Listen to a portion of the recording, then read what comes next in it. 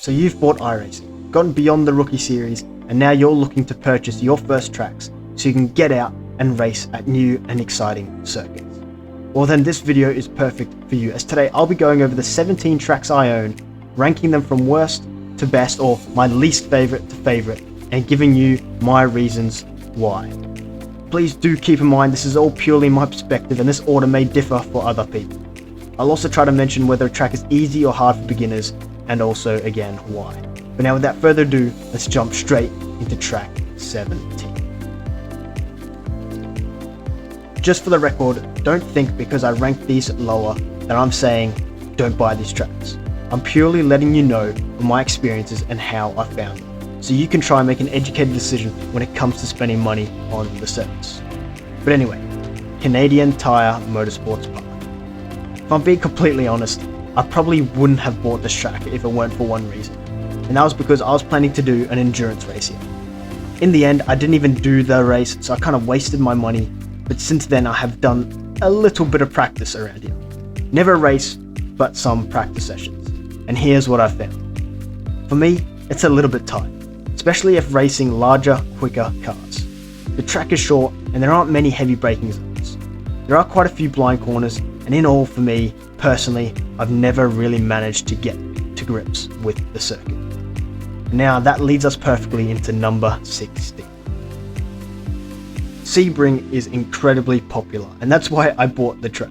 I've done races here, most ending badly to be honest, but in all, it's a pretty good track, and I don't mind it. But then why have I put it here at number 16? Well, for me, the track is hard to get consistent.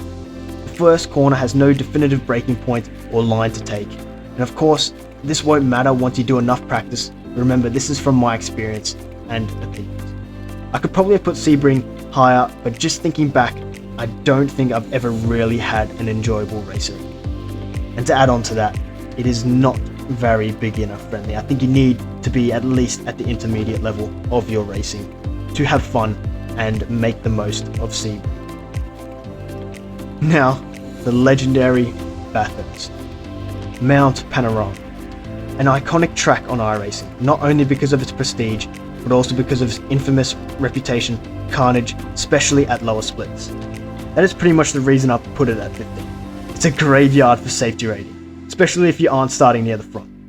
To be fair, it does create an incredibly satisfying feeling when you get a clean race, but most of the time, that just won't happen. I've had races ended on the final corner of the final lap of this track.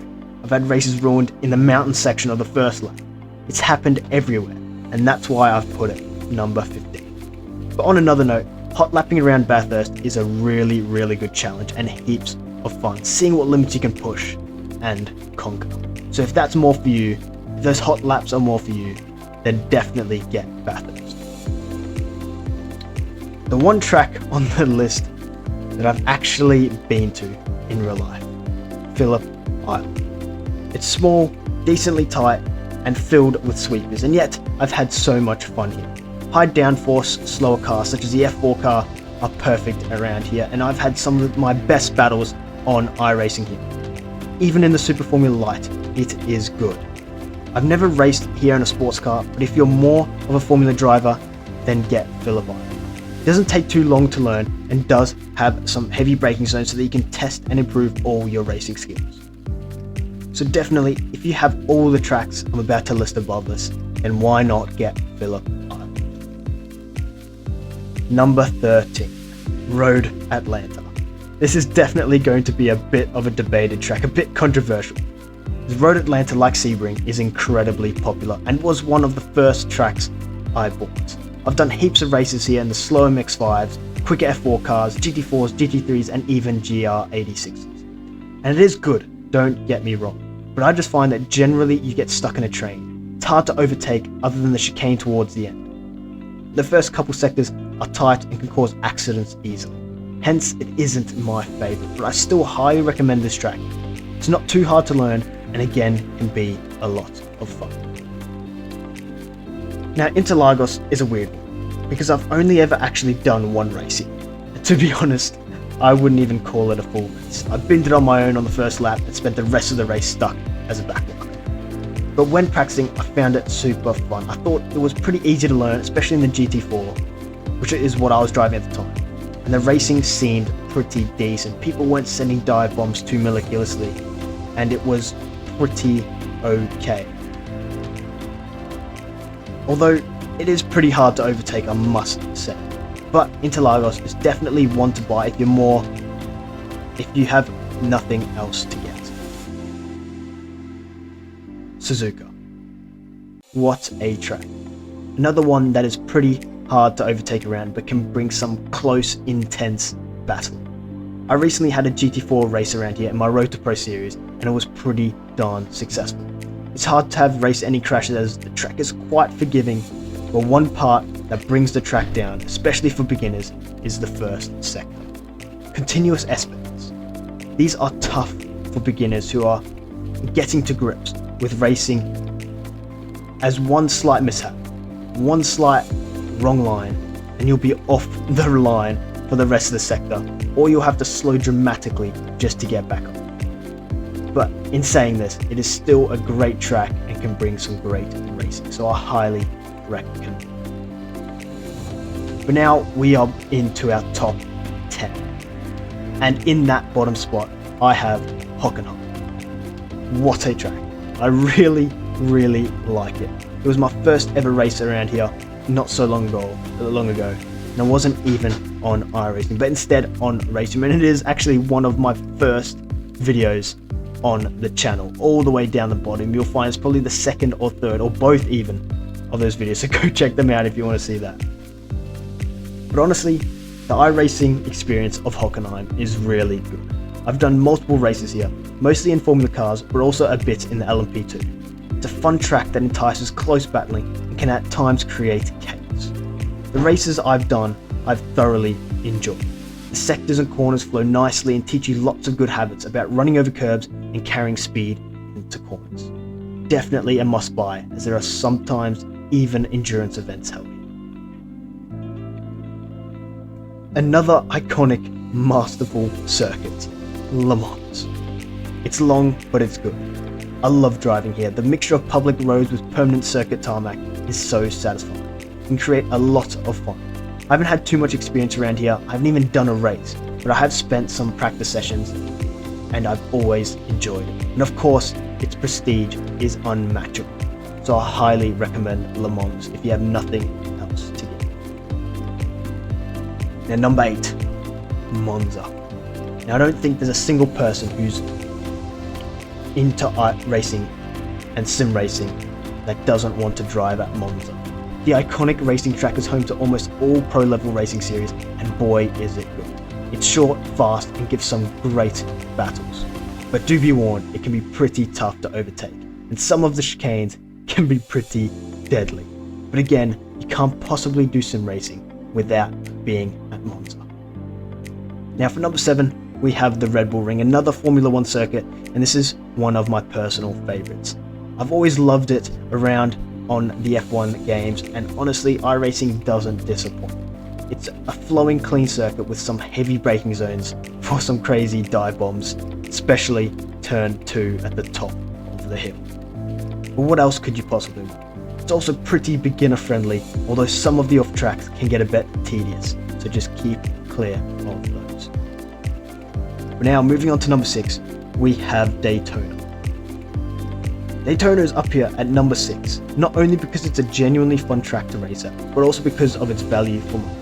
When you buy Daytona, it includes the oval, rallycross, and road racing configurations, which means you can race other disciplines apart from road racing here as well, which is a great bonus.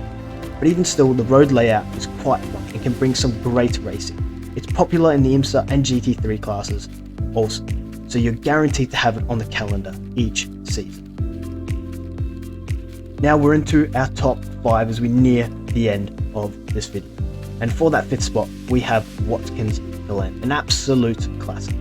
Another track similar to Daytona in terms of its constant raceability. Every series, or almost every series, races here at some point. Watkins Glen is one of the most popular circuits. It's beginner friendly, has multiple layouts, and races so many different series, from slow sports cars all the way up to fast formulas.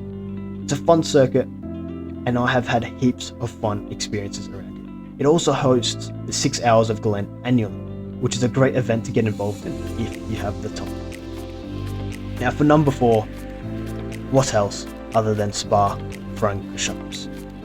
Nothing needs to be said.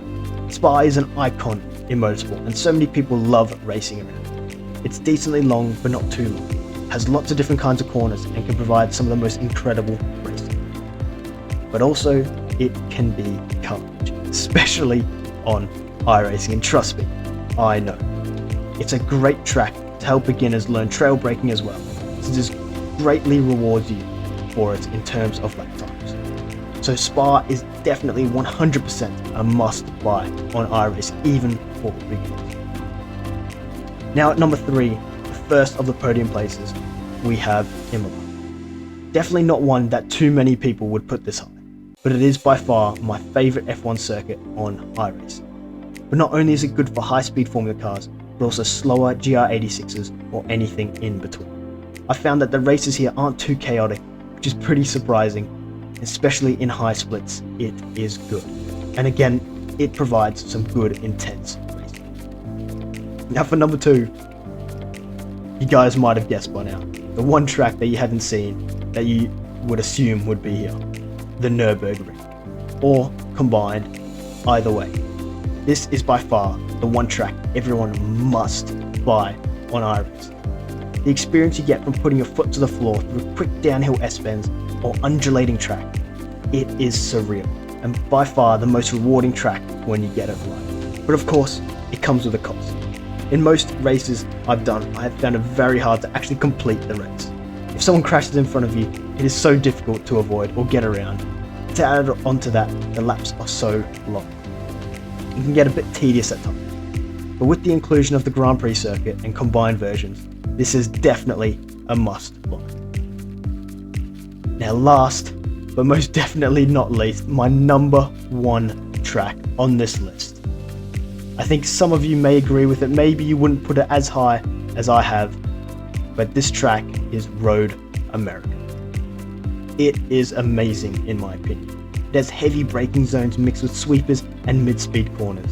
It's decently long and quite open, allowing for accidents to happen without them impacting you too much and giving you plenty room to avoid. I've only bought this track recently and already it's probably my favourite. I've had excellent results and by far it is the most recommendable track for both beginners and pros.